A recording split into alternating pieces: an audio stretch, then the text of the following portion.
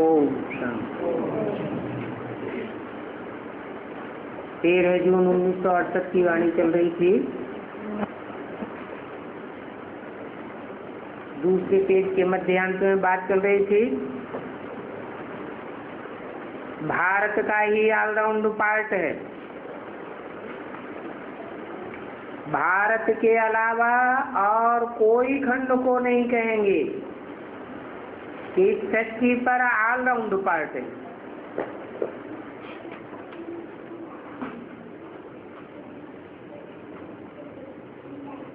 ये भारत सच्च खंड है।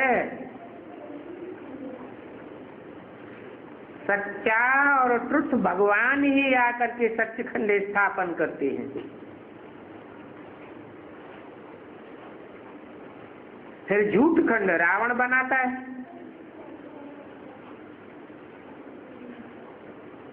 झूठ खंड बनता है तो सत्य की रत्ती नहीं रहती। इसीलिए गुरु भी सच्चे नहीं मिलते।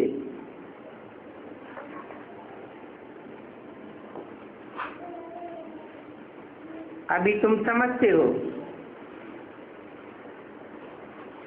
कि गुरु जिनके अंदले उनके चेले भी सत्यानाश हो जाते हैं, क्योंकि वो भी पूरे अंधे होते हैं। वो सन्यासी तो फॉलोअर्स हैं अपने गुरु के। उनके फॉलोअर्स गृहस्थी भी बनते हैं, तो उन गृहस्थियों को फॉलो कैसे कहेंगे?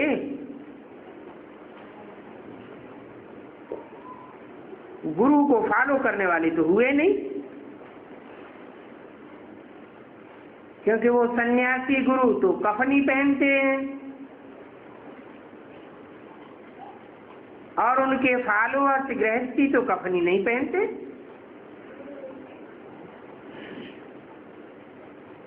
अभी तो बाप खुद कहते हैं बच्चे पवित्र बनो और दैवी गुण धारण करो, क्योंकि तुमको अभी देवता बनना है तो दैवी गुण धारण करना पड़े। ये सन्यासी कोई संपूर्ण निर्विकारी थोड़े ही है। संपूर्ण निर्विकारी तो उन्हें कहा जाता है जिनके मनसा के संकल्प भी निर्विकारी हो, वाचा भी निर्विकारी हो और कर्मेंद्रियों के कर्म भी निर्विकारी हो।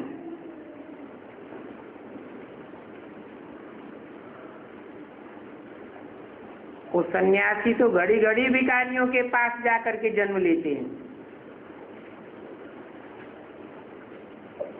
कई सन्यासी बाल ब्रह्मचारी भी होते हैं और ऐसे बाल ब्रह्मचारी तो बहुत ही हैं। विलायत में भी बहुत होते हैं। फिर बूढ़े होते हैं तो शादी कर लेते हैं संभाल के लिए, उनके लिए धन छोड़ करके जाते हैं, बाकी धन धर्माऊ कर देते हैं।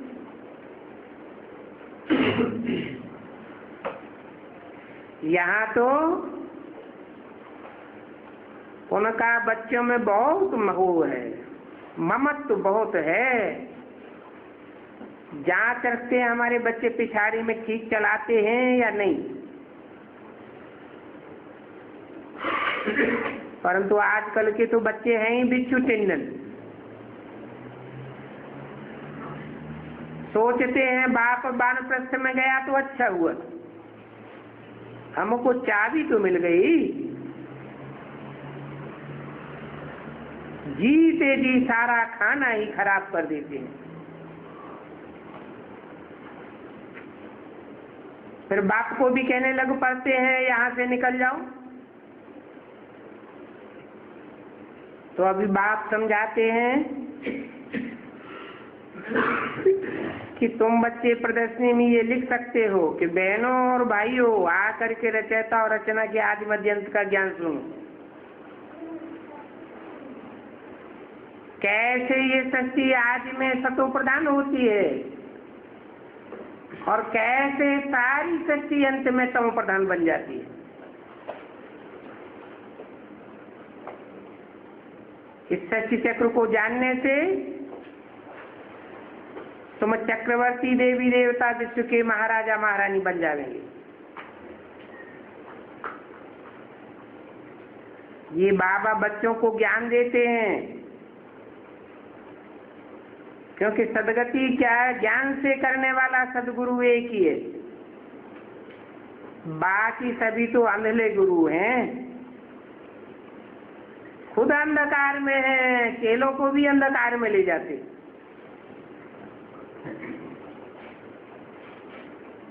सत्य को त्रेता में तो गुरु की दरकार ही नहीं रहती है, क्योंकि 21 जन्मों के लिए तुमको सदगति मिल जाती है। फिर आधा कल्प के बाद गुरु मिलते हैं।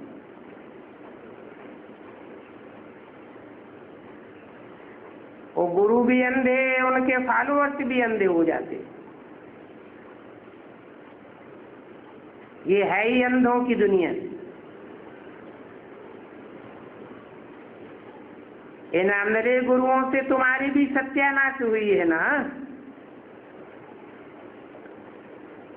ये बाबा भी कहते हैं हमने 12 गुरु किए,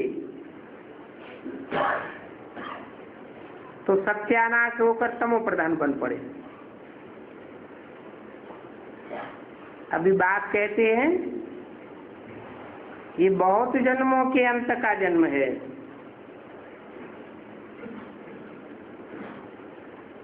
मैं इनमें ही प्रवेश करके ब्रह्मा के सामने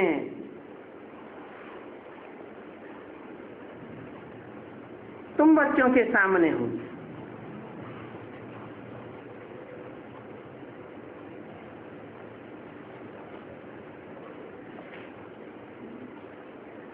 विष्णु को 4 भुजाएं क्यों देते हैं? उन 4 भुजाओं में 2 हैं मेल की भुजाएं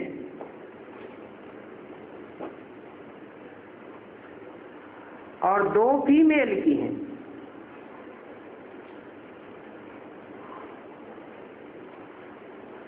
भुजा सहयोगी को कहा जाता है। तो 4 आत्माएं हैं जिनके स्वभाव संस्कार का कॉम्बिनेशन होता है। 2 मेल के रूप में स्वभाव संस्कार और 2 फीमेल के रूप में। बाकी यहाँ वाला कोई मनुष्य ऐसा थोड़ा ही होता है 4 भुजा वाला। इसको समझाने के लिए है। विष्णु अर्थात 2 लक्ष्मी नारायण, 2 भुजा उनकी और 2 भुजा उनकी। ब्रह्मा को भी दिखाते हैं 2 भुजा ब्रह्मा की, 2 भुजा सरस्वती। तो दोनों ही बेहद की भुजाएं हो गई। ऐसे नहीं कि सन्यास करके कोई दूसरी जगह चले जाना है, नहीं। बाप कहते हैं गृहस्थ व्यवहार में रहते इस नरक का बुद्धि से त्याग कर दो। इस नरक को भूल जाओ, स्वर्ग को याद करो। नरक को पुरानी दुनिया कहा जाता है और स्वर्ग को नई दुनिया कहा जाता है।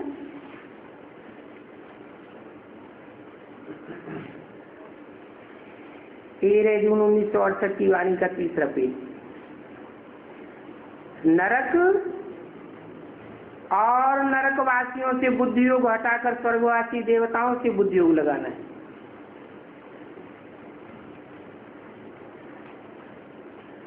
अभी तो सब ही नरकवासी हैं, परंतु आत्माएं तो पार्ट बजाने वाली है ना। कोई स्वर्ग में पार्ट बजावेंगी, पक्के देवता का पार्ट बजावेंगी, कोई कच्चे देवता का पार्ट बजावेंगी। तुम्हारा बुद्धि योग रहना चाहिए पक्के ब्राह्मण को पक्के देवताओं के साथ। तो देवात्माएं भी हैं और आसुरी धर्म में कन्वर्ट होने वाले भी हैं।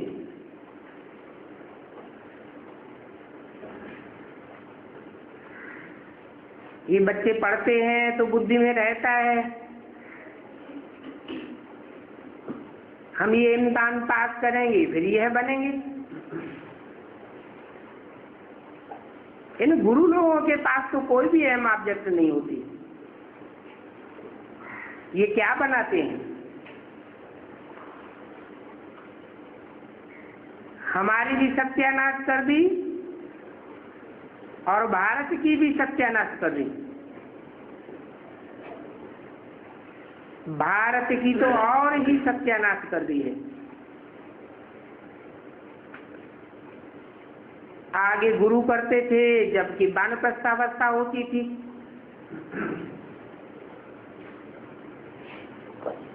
अभी बाप कहते हैं मैं भी उनकी वानप्रस्थावस्था में प्रवेश करता हूं। मैं उनमें आता हूं जो बहुत जन्मों के अंतिम जन्म में है।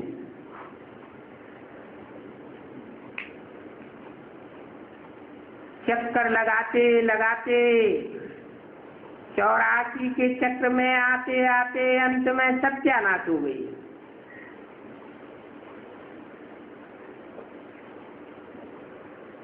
अंधे ऐसे बल पड़े हैं जो कुछ भी समझते थोड़े ही हैं और ही बोलने लग पड़ते हैं।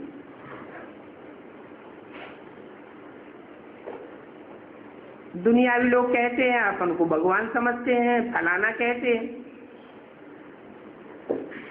अरे इन चित्रों में तो साफ लिखा हुआ है भगवानवाद। मैं बहुत जन्मों के अंत वाले जन्म में ही प्रवेश करता हूं। ऐसों में प्रवेश करता हूं जिन्होंने शुरू से लेकर के अंत तक पाठ बजाया।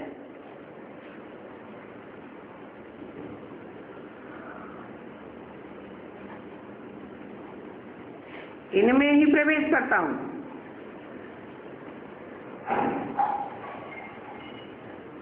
और इसको फिर पहले नंबर में आना है। कहते भी हैं ब्रह्मा तो विष्णु, विष्णु तो ब्रह्मा। जो आदि है तो अंत, जो अंत ब्रह्मा है तो आदि विष्णु। ब्रह्मा को भी 4 भुजाएं देते हैं और विष्णु को भी 4 भुजाएं देते हैं। हिसाब भी है। जो ब्रह्मा सरस्वती सो लक्ष्मी नारायण। फिर लक्ष्मी नारायण तो ब्रह्मा सरस्वती बनते हैं। तुम झट ये हिसाब बतलाते हो। विष्णु अर्थात ये लक्ष्मी नारायण 84 जन्म लेते लेते फिर आकर के ये साधारण ब्रह्मा साधारण रूप में सरस्वती बनते हैं। इनका नाम भी बाद में बाबा ने ब्रह्मा रखा है।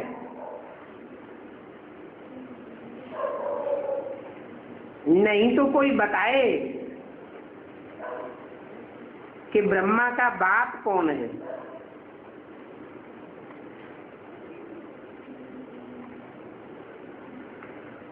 तुमसे पूछेंगे तो तुम कहेंगे जरूर कि ब्रह्मा का बाप शिव बाबा।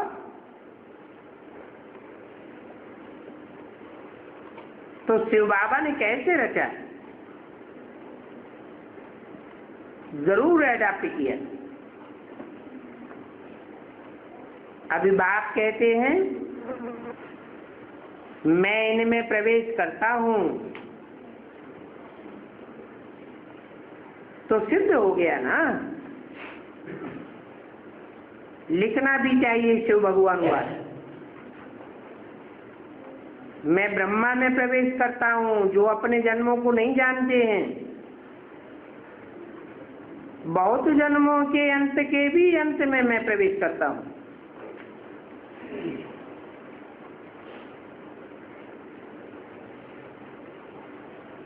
बहुत जन्म कितने? 84। और 84वें जन्म का अंत क्या हुआ? बहुत जन्म होते हैं 84। 84वें जन्म में प्रवेश करता हूं तो नाम बदल देता हूं। नाम पड़ता है ब्रह्मा। फिर ब्रह्मा के भी अंतिम जन्म के हिस्से में प्रवेश करता हूं। वो भी जब वानप्रस्थ अवस्था होती है तब आता हूं।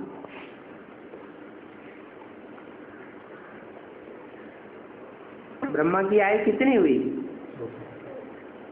टोटल आए 100 साल।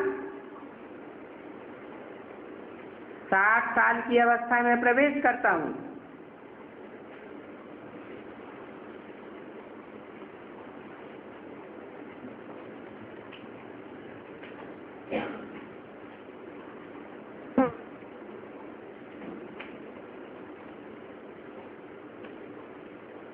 तो कौन सा वर्ष हुआ है? 36 में प्रवेश करता हूं। अगर 36 में प्रवेश करता हूं, यह बात बाप कहते हैं, यह कहने वाला कोई और है। बाप के रूप में प्रवेश करता हूं, और प्रवेश करता हूं तो प्रत्यक्ष होता हूं क्या? प्रत्यक्ष तो नहीं होता हूं। ब्रह्मा की भी जब वानप्रस्थ अवस्था हो, तो कब होती है ब्रह्मा की वानप्रस्थ अवस्था? 76 में होती है। 76 में भी संपन्न स्टेज नहीं कहेंगे,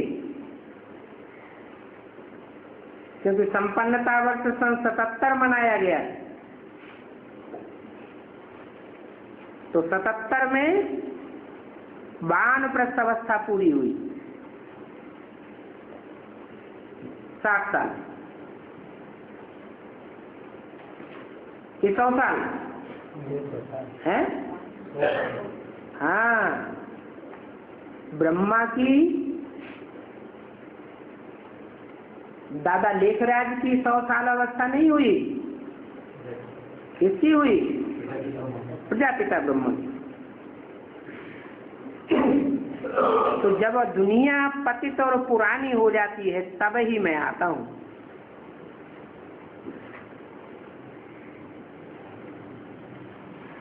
कौन सी दुनिया पतित और पुरानी हो जाती है?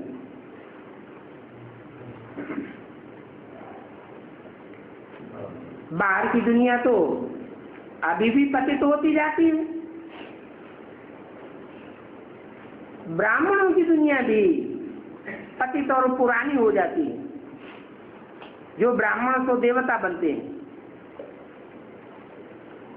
तो कितना सहज बतलाता हूँ। गायन भी है, धृतराष्ट्र की औलाद अंधे।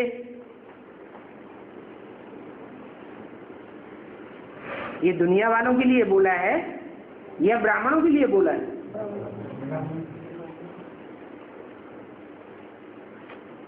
दुनिया वालों में तो कौरव पांडव यादव होने की बात ही नहीं। तीनों सेनाओं के बीच में भगवान ने गीता ज्ञान सुनाया था। दुनिया वाले तो जानते भी नहीं है। तो बात किनकी है? ब्राह्मणों की दुनिया की बात है। ब्राह्मणों की दुनिया में धृतराष्ट्र भी हैं और उनके बच्चे कौरव भी हैं। ब्राह्मणों की दुनिया में पांडु भी है, पंडा, सच्चा रास्ता बताने वाला, और पंडा के बच्चे पांडव भी हैं। यहाँ विदेशी यादव भी हैं।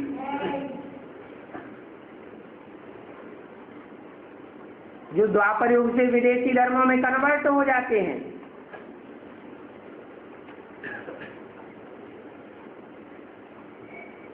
तो धृतराष्ट्र के लिए बोला कि धृतराष्ट्र के बच्चे अंधे की औलाद अंधे,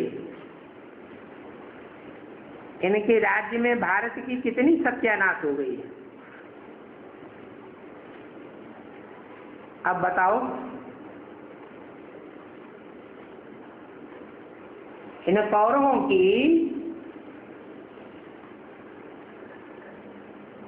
के राज्य में भारतवासियों की सत्यानाश की किसने? इसका निमित्त कौन है? अरे यथा राजा तथा प्रजा।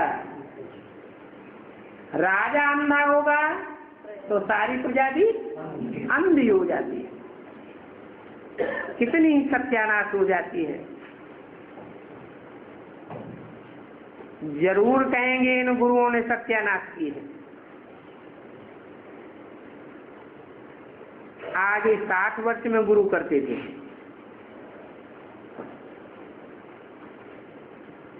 अभी तो जन्म से ही गुरु कर देते हैं।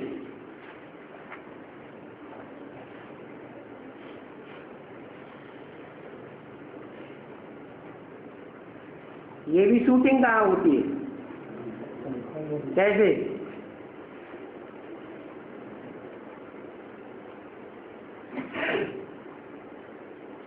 यज्ञ के आदि में चाहे ब्रह्मा हो चाहे प्रजापिता हो, 60 वर्ष की एज में जब प्रवेश किया तो गुरु बना।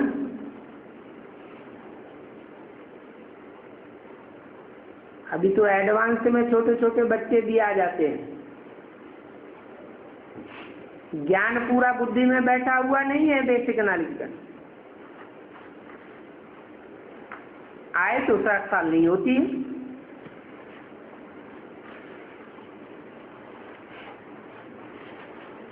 ये छोटी उम्र में गुरु करना कहाँ से सीखे हैं?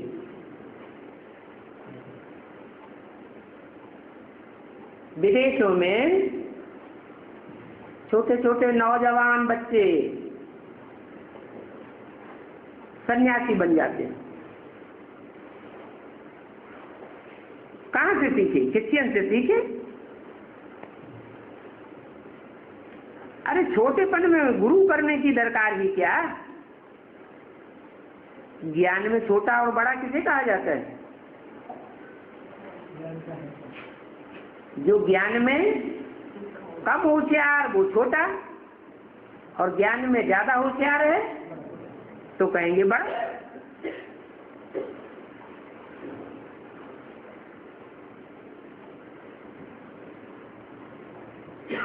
समझते हैं छोटेपन में मरेंगे तो सदगति को पालेंगे। अभी बात समझाते हैं। यहाँ इस पतित दुनिया में कोई की भी सदगति नहीं हो सकती, क्योंकि पतित दुनिया में सब पतित हैं और पावन दुनिया में सब पावन ही होंगे। बात कहते हैं तुम्हारे गुरु लोग अंधे थे तो तुम्हारी सत्यानाश हो गई। अभी ऊंच से ऊंच बाप तुमको मिला है तो कितना ऊंच बनाते हैं। भक्ति में तुम सीढ़ी उतरते आए हो।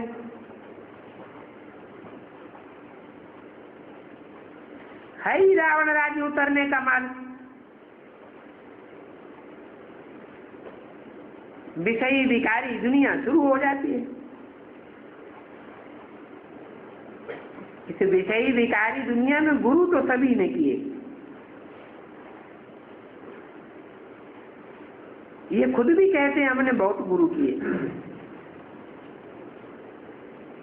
इन गुरुओं ने ऐसी ऐसी बातें सुनाई हैं जो गालियां ही गालियां दी हैं। भगवान जो सभी की सदगति करते हैं उनको भी गालियां दे दी।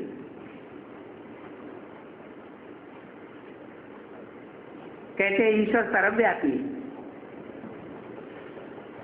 कुत्ते, बिल्ले, उल्लू, गधे सभी में ईश्वर है। कण कण में भगवान है।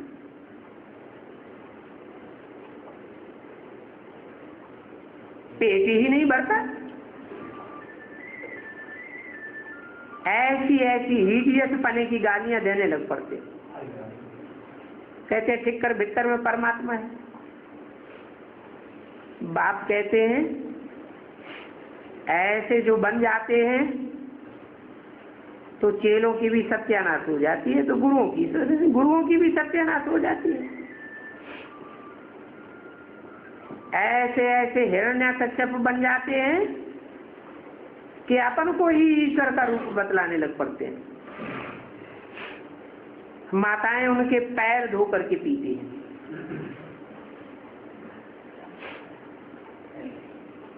अभी भी देखो, बाप आकर इतना ज्ञान सुनाते हैं तो भी गुरुओं का पीछा नहीं छोड़ती।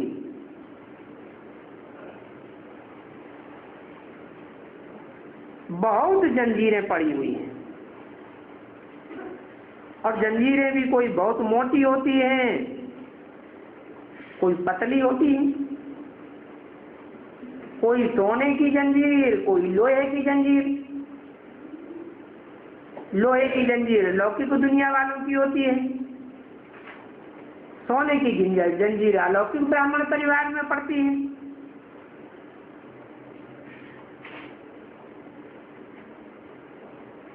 जब कोई भारी चीज उठानी होती है तो कितनी मोटी जंजीर उठाते हैं, मजबूत। इनमें भी ऐसे हैं, कोई तो आकर के तुम्हारा सुनेंगे और अच्छी रीति पढ़ेंगे, कोई नहीं समझते हैं तो ध्यान नहीं देते, एक कान से सुनते हैं दूसरे कान से निकाल देते। नंबरवार माला के दाने बनने हैं। वारसदारों की भी माला बनती है। प्रजावर्ग में जाते हैं उनकी भी माला है नंबरवार। एक जैसे तो हो नहीं सकते।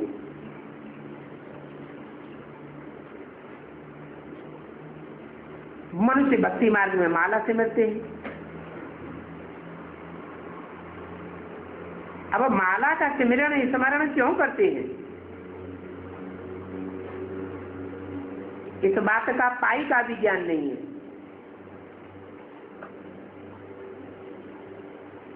पूछो क्यों करते हो तो कहेंगे गुरु ने कहा है माला फेरते रहो। बस राम राम की धुनें लगा देते हैं, जैसे कि कोई बाजा बजता हो।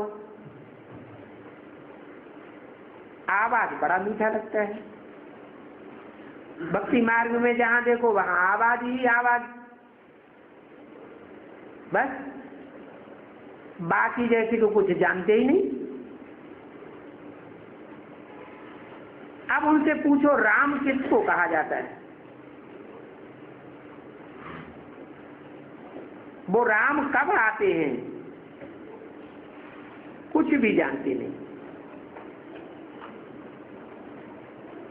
राम को त्रेता में ले गए हैं, कृष्ण को द्वापर में ले गए। फिर राम को 14 कला संपूर्ण और कृष्ण को 16 कला संपूर्ण। अरे उतरते युग में कलाएं कम हो जाएंगी या 2 कलाएं, चाहे 4 कलाएं बढ़ जाएंगी। फिर शास्त्रों में लिखा हुआ है सत्युग 16 कला संपूर्ण, त्रेता में 2 कलाएं कम हो जाती, द्वापर युग में 8 कलाएं रह जाती हैं, कोई तुकतान ही नहीं बैठती।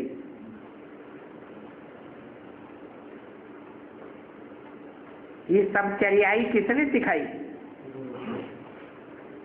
जरूर कहेंगे उन गुरुओं ने सिखाई। अरे कृष्ण ने गीता द्वापर में सुनाई तो फिर उसका रिजल्ट क्या हुआ? गीता ज्ञान से तो सदगति होनी चाहिए।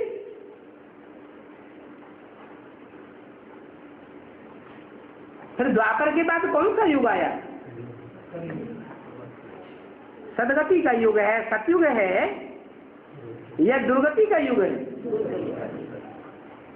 ये तो और ही पतित बन पड़े। तो भगवान के आने का फायदा क्या हुआ? द्वापर के बाद तो कलयुग आता है, तमो प्रधान युग है। अभी बाप कहते हैं मैं तो कलयुग अंत और सतयुग आदि के संगम पर आता हूं और आकर के तुमको कलयुग अंत में तमो प्रधान जो बन पड़ते हैं उनको सतो प्रधान बनाता हूं, सतयुग में भेज देता हूं। अब सोचो पहले तुम कितने अंध श्रद्धालु बन पड़े थे। गुरुओं ने जो बोला सत्य वचन महाराज, ऐसी अंधश्रद्धा की भक्ति से तुमने दुर्गति को पाई लिया। अभी बात समझाते हैं, जो कांटों से फूल बनने वाले होंगे वो तो झट समझ जाएंगे। क्या कहा है? कांटों से फूल बनने वाले होंगे तो झट समझ जाएंगे।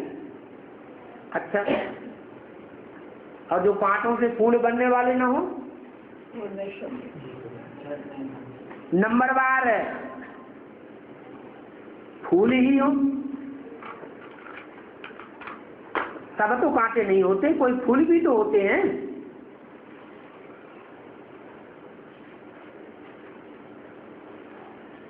तो जो फूल होंगे वो झट नहीं समझेंगे, हैं? फूल झट समझेंगे। अच्छा, विजय माला वालों को फूल कहेंगे या कांटे कहेंगे? हैं?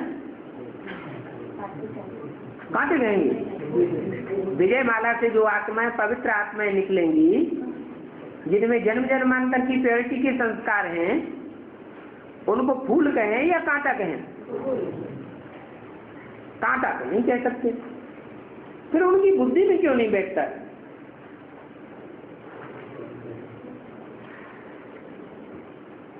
क्योंकि बाप पतितों को ही आकर पावन बनाते हैं। तो कहेंगे ये तो बिल्कुल सच्ची बात है। कोई कोई लोग अच्छी रीति समझते हैं, क्योंकि तुम तो बहुत अच्छा समझाते हो कि 84 जन्मों की कहानी भी बरोबर है। जानते हो ज्ञान का सागर तो एक ही बाप है। 13 जून 1968 की वाणी का 4था पेज। वो ज्ञान सागर बाप एक ही बार आते हैं पतित दुनिया को पावन बनाने के लिए। तो ऐसे बाप को फिर कितनी ग्लानि करते हैं, कितनी गालियां देते हैं। कच्छ अवतार, मत्स्य अवतार, परशुराम अवतार। कहते हैं परशुराम ने हिंसा करने के लिए कुल्हाड़ा उठाया, मारामारी की। अभी भगवान हिंसा करना सिखावेंगे? भगवान आकर जो अहिंसक दुनिया स्थापन करते हैं, डबल हिंसा से, अहिंसा से छुड़ाते हैं, वो ऐसी हिंसा करेंगे क्या? ऐसी असत्य बातों को सत्य सत्य करते रहते, असत्य सुनते सुनते असत्य ही बन जाते हैं। अभी तुम बच्चे समझते हो, वो सत्य वचन करने का युग है भक्ति मार्ग, और ये है ज्ञान मार्ग। यहाँ तो हर बात बुद्धि से समझी जाती है और समझाई जाती है, और ज्ञान सुनाने वाला तो एक ही ज्ञान सागर है, उनकी ही महिमा गाई जाती है। देवताओं अथवा मनुष्यों की महिमा तो हो ही नहीं सकती। कोई भी देवताएं पतितों को पावन बना ही नहीं सकते, और मनुष्य गुरुओं ने तो जन्म जन्मांतर सत्यानाश किए। मनुष्य मनुष्य का उद्धार कर ही नहीं सकता।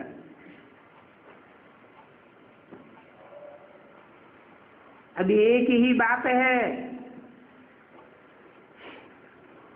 जो मुकर्रर मनुष्य तन में आता है वो मनुष्य शक्ति का बीज है, और चैतन्य भी है। शक्ति भी कहते हैं, चैतन्य भी कहते हैं। साकार में होगा तो सत्चित आनंद स्वरूप कहा जाएगा, यह बिंदी को सत्चित आनंद कहेंगे। महिमा तो करते हैं ना, सत्चित आनंद, वो शांति का सागर है, सुख का सागर है, सभी अच्छी बातों का सागर है। वो आकर के तुम बच्चों को सभी कुछ बतलाते हैं, अपना भी परिचय देते हैं कि मैं कौन हूं। बाप का परिचय बाप के अलावा और कोई दे भी नहीं सकता। तो ये बातें दिल से लगे तब कुछ मिले। अभी तुमको तो ये बातें दिल से लग गई हैं। गुरु को कब बाबा व टीचर नहीं कहा जाता है।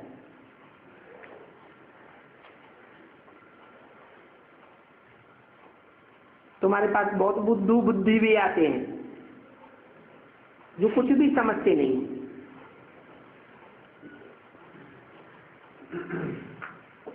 समझाया भी जाता है कि वह बेहद का बाप भी है, टीचर भी है, क्योंकि रचयिता और रचना के आदि मध्यंत का ज्ञान देते हैं। वो सच्चा सदगुरु भी है। एक ही स्वरूप है जो नंबरवार पार्ट बजाते हैं। बाप का भी पार्ट बजाते हैं, टीचर का भी पार्ट बजाते हैं, सदगुरु भी का भी पार्ट बजाते हैं। सदगुरु बन करके सबको शांति धाम सुख धाम ले जाते। और आते कब है?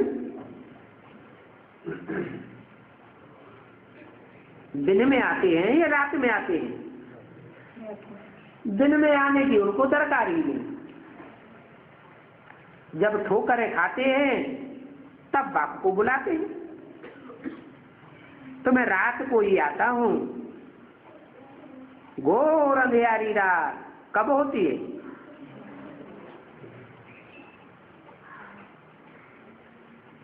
बाहर की दुनिया में कहें घोर अंधियारी रात, या ब्राह्मणों की दुनिया के बीच कहें घोर अंधियारी रात? क्यों? ब्राह्मणों में तो फिर भी ज्ञान होता है, घोर अंधियारी रात कैसे कहें?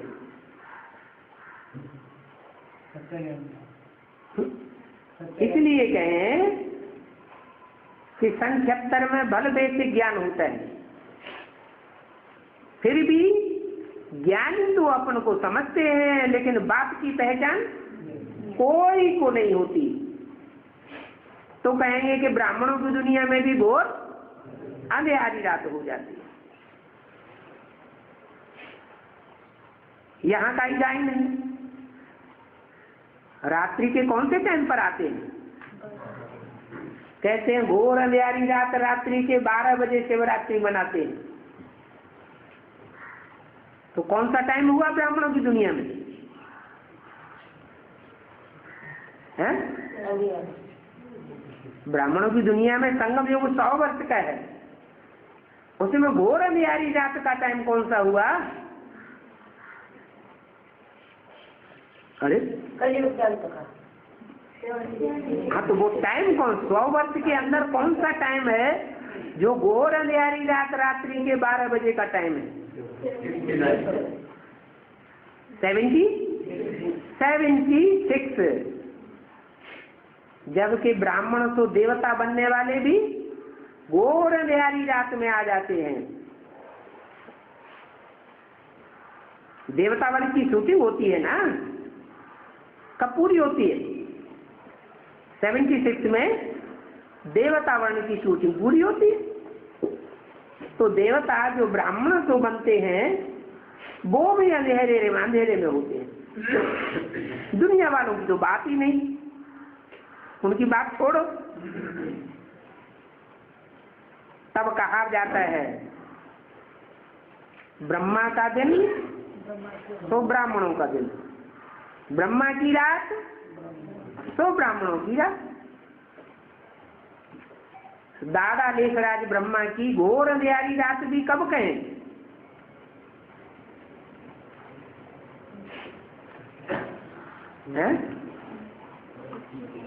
उनके लिए अमावस्या की रात कब हुई? 76। तो चंद्रमा की लीक दिखाई जाती है जब प्रवेश करते हैं। किसको? चंद्रमा की लीक किसको दिखाते हैं? शंकर के मस्तक पर दिखाते हैं।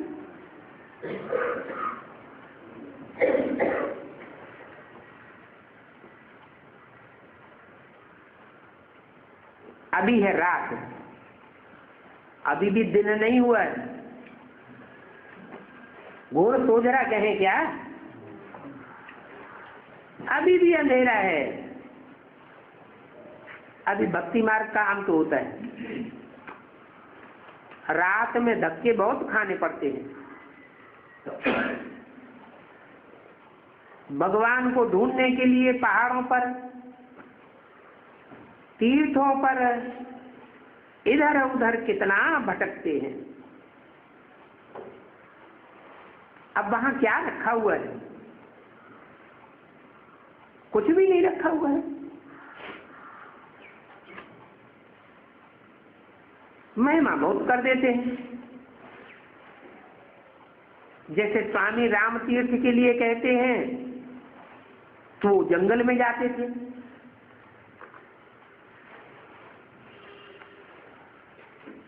उनमें ताकत थी तो जंगल में रहते थे। ब्रह्म में लीन होने के लिए कितना माथा मारते हैं, परंतु कोई भी सन्यासी उदासी ब्रह्म में लीन तो हो ही नहीं सकते।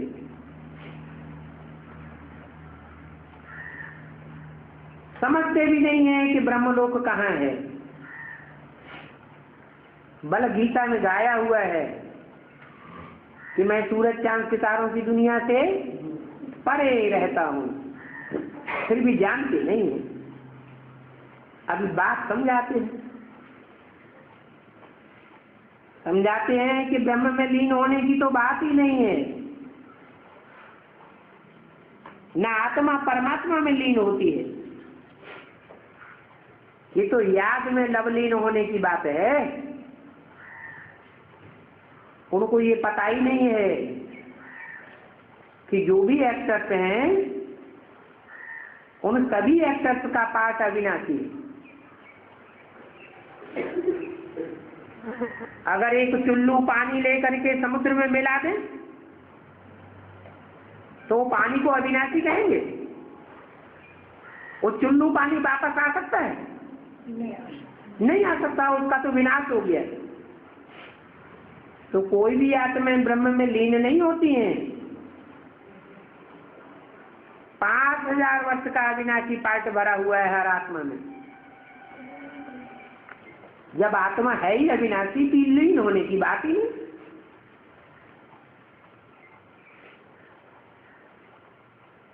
ड्रामा में अविनाशी पार्ट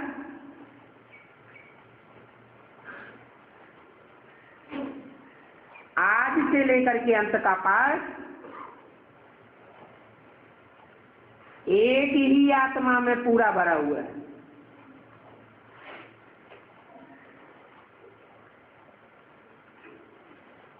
बाकी में कहेंगे नंबरवार। जो मनुष्य शक्ति का बीज कहा जाता है, पूरे 84 जन्मों का पार्ट भरा हुआ है। कितनी वंडरफुल बातें हैं, ये कुदरत है। इतनी छोटी सी आत्मा, उसमें अविनाशी पार्ट, और ऐसा पार्ट भरा हुआ है अविनाशी जो कभी मिट ही नहीं सकता।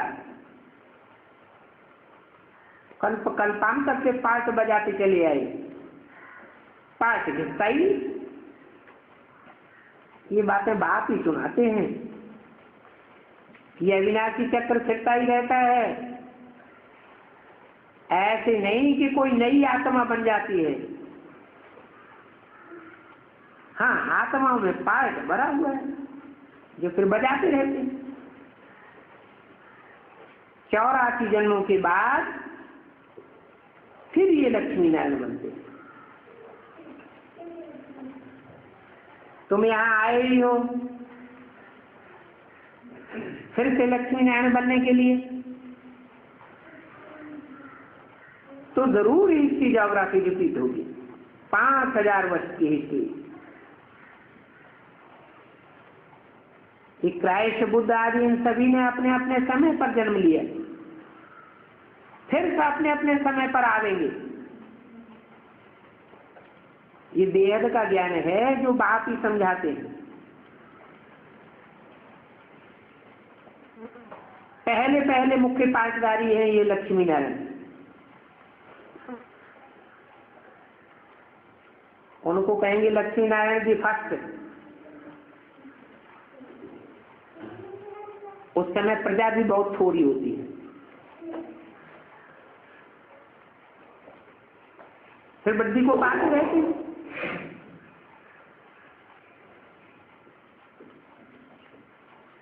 गाते भी हैं फकीरानु साहब। अभी तुम कभी फकीर हो ना, फिर साहब ज्यादा बन जाते हो। अभी तुम्हारे पास कुछ भी नहीं है, खाली हो गए हो। तो तुम फकीर ठहरे, तो उन फकीरों के पास तो 5000 10,000 निकल भी आते हैं। जब जांच होती है तो पता लगता है तुम तो पूरे फकीर, और पूरे फकीर से पूरे अमीर बन जाते हो। तुमसे जाति साहूकार इस दुनिया में और कोई बनता ही नहीं।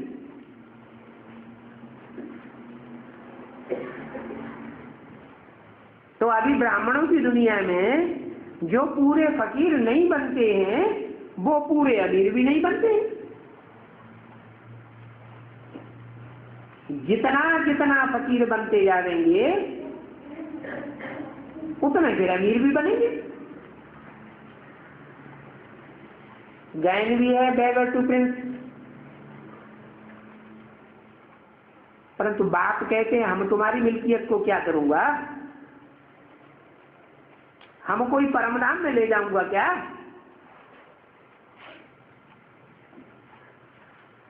बच्चे बाप को देते हैं, ईश्वरीय सेवा में लगाते हैं, खुद फकीर बन जाते हैं, तो बाप क्या परमधाम में ले जाता है? क्या करता है? बच्चों का धन बच्चों की सेवा में ही लगाते हैं। तुमको ही टेस्टी बनाते हैं। फिर जो सच्चे टेस्टी होते हैं उनके दिल में रहता है ये सभी कुछ ईश्वर ने दिया है, ईश्वर का है, ईश्वर ने ही दिया। और अगर परीक्षा के टाइम पर ईश्वर ने ही ले लिया तो दुखी होना चाहिए या सुखी होना चाहिए? है जिसकी चीज उसने ले ली तो फिर शोर क्यों मचाते हो? शोरगुल मचाना चाहिए कि हम तो बर्बाद हो गए। अरे तुम्हारा था ही नहीं तो बर्बाद कौन हो गया? तुम तो पहले ही फकीर हो चुके थे। फकीर से अमीर बाप आकर बनाते। आज गुरुवार है तो बृहस्पति की दशा हो जाती है। ये बृहस्पति की दशा है ऊंच से ऊंच। ये बहुत ऊंच से ऊंच दशा है। ऐसी दशा जिनके ऊपर बैठती है वो स्वर्ग में तो जरूर आ गई। ये दशाएं क्या होती है? राहु की दशा सबसे खराब, कहते हैं शनिचर की दशा, मंगल की दशा। बृहस्पति की दशा सबसे ऊंची बताते हैं कि क्या होता है।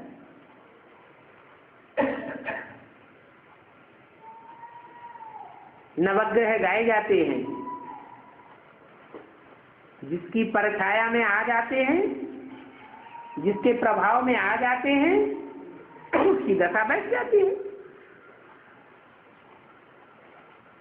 किसी से प्रभावित होना माना उनकी दशा में आ जाना, उनकी प्रजा बन जाना। तो जो बृहस्पति की दशा में आते हैं, बृहस्पति के प्रभाव में आते हैं, वो जरूर स्वर्ग में आएंगे। और स्वर्ग भी कम कला में आवेंगे या 16 कला संपूर्ण स्वर्ग में आवेंगे? 16 कला संपूर्ण स्वर्ग में आवेंगे। जो थोड़ा भी ज्ञान सुनते हैं वो स्वर्ग में जरूर आवेंगे। किससे? बृहस्पति से। बृहस्पति की दशा की बात हो रही है ना। बच्चों को ऐसे रेस करनी चाहिए, देखना चाहिए हम किसकी दशा में बैठे हैं।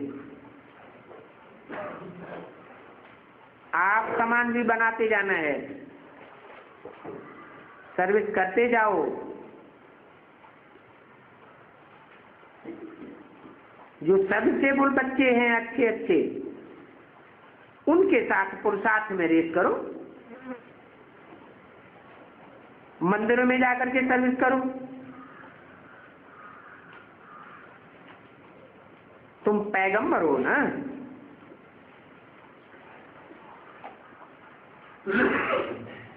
बाप का पैगाम देते हो। उन क्राइस्ट बुद्ध आदि को पैगंबर थोड़े ही कहेंगे। उनको कौन सा बाप मिलता है जो उनको पैगंबर कहे? बाप तो तुमको मिला है, वो कोई पैगाम नहीं लाते हैं। तुम बच्चे बाप का पैगाम देते हो।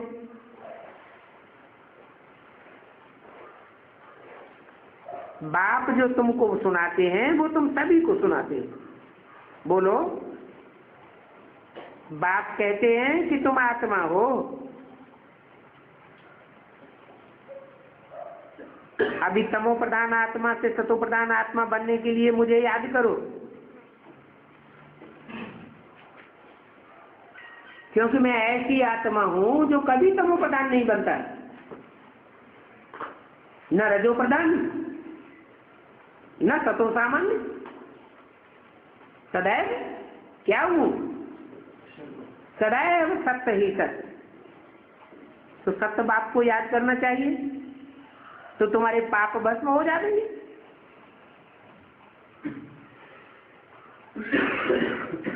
ये गंगा नदियों आदि का स्नान करने से तो और ही पाप चढ़ते हैं। इसलिए बाप कहते हैं एक से सुनो,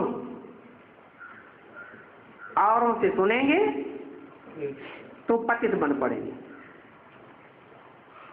उन नदियों आदि में तो गंदा पानी होता है, कितना कचरा हो जाता है। उन नदियों में जानवर भी ढेर रहते हैं, उनका भी कीचड़ा पड़ता रहता है। ह्यूमन जानवर, कौन से जानवरों की बात होगी? चैतन्य नदियां होंगी तो चैतन्य नदियों में ह्यूमन, नदियों में ह्यूमन जानवर होते हैं, उनको फिर पतित पावनी कहते हो। कितने अंधे बन गए। अभी बाप समझाते हैं तो बुद्धि में बैठना चाहिए। अच्छा, ओम शांति।